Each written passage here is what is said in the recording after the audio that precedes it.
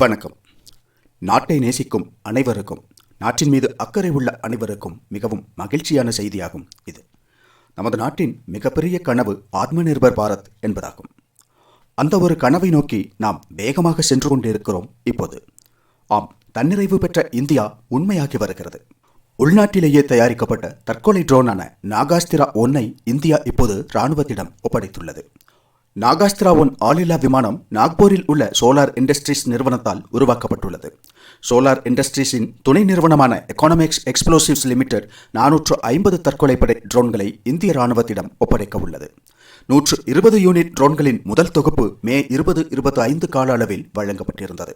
இது மகாராஷ்டிராவில் உள்ள புல்காவில் உள்ள ஒரு தளத்தில் வைக்கப்பட்டுள்ளது.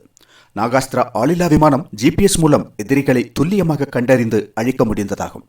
அதன் சோதனை சீன எல்லைக்கு அருகிலுள்ள லடாக்கின் நோப்ரா பள்ளத்தாக்கில் செய்யப்பட்டுள்ளது. எனவே இனி சர்ஜிக்கல் ஸ்ட்ரைக்குகளுக்கு போர் விமானங்களுக்கு பதிலாக அதிக அளவில் இந்த நாகாஸ்திரா ட்ரோன்கள் பயன்படுத்தப்படலாம். இந்தியாவில் தயாரிக்கப்பட்ட இந்த ஆளில்லா விமானம் 80 கிலோ எடையும் 15 கிலோமீட்டர் வரை ரேஞ்சையும் கொண்டுள்ளது. மிகச்சிறிய அளவிலான அலைக்கற்றைகளை மட்டுமே உருவாக்குவதால் இந்த நவீன ஆளில்லா விமானம் 200 மீட்டர் உயரத்திற்கு மேல் கண்டறியப்படாமல் பறக்க முடிந்ததாகும். 1 கிலோ எடையுள்ள வெடிமருந்துகளை எடுத்துச் செல்லும் திறனும் இந்த ஆளில்லா விமானத்திற்கு உள்ளது. இரவும் பகலும் தெளிவான பார்வையை வழங்கும் கண்காணிப்பு கேமராக்களும் இதில் உள்ளன. அதிக வெப்பநிலையிலும் சிறப்பாக செயல்படும் என்பது இந்த ஆளில்லா விமானத்தின் மற்றொரு அம்சமாகும். மிக அதிக உயரத்தில் கூட நாகாஸ்திரா 1 சிறப்பாக செயல்பட முடியும். இந்த தற்கொலை ட்ரோன்களை தீவிரம் குறைவான அச்சுறுத்தல்களுக்கு எதிராக பயன்படுத்த முடிந்த செலவு குறைவான பாதுகாப்பு நடவடிக்கைகளுக்கு பயன்படுத்தலாம்.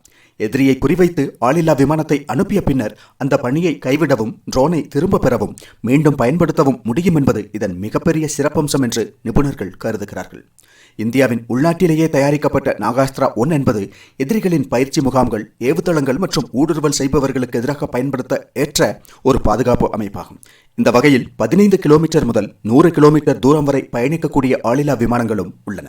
1 கிலோ முதல் 10 கிலோ வரை எடையுள்ள ட்ரோன்களும் இந்த வகையில் உள்ளன.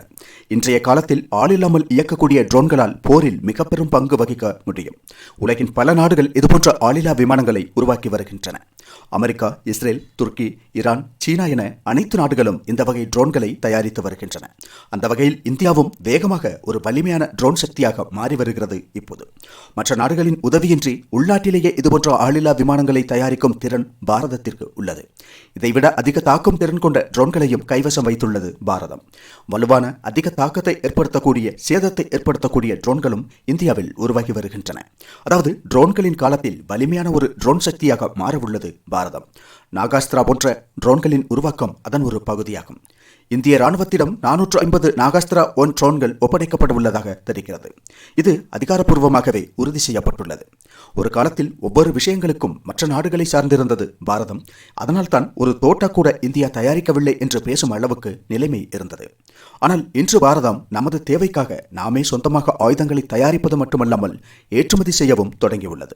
இன்று நமது நாடு போர் விமானங்கள், போர்க்கப்பல்கள், விமானம் தாங்கி கப்பல்கள், ஏவுகணைகள், டேங்குகள் என்று அனைத்து விதமான ஆயுதங்களையும் உலகிற் சிறந்தவையாக சொந்தமாக தயாரித்துக் கொண்டுள்ளது. பாரத பிரதமரின் கனவான ஆத்ம நிர்பர் பாரத், அதாவது தன்னிறைவடைந்த பாரதம் என்ற நோக்கம் நிறைவேறி வருகிறது. இன்னும் ஏராளமான சாதனைகளை படைத்து பாரதம் உலகின் நம்பர் 1 நாடாக உயர வேண்டும். இந்தியர் என்பதில் பெருமிதம் கொள்வோம். இணைந்தே இன்னும் பல சாதனை புரிவோம். ஜெய்ஹிந்த்.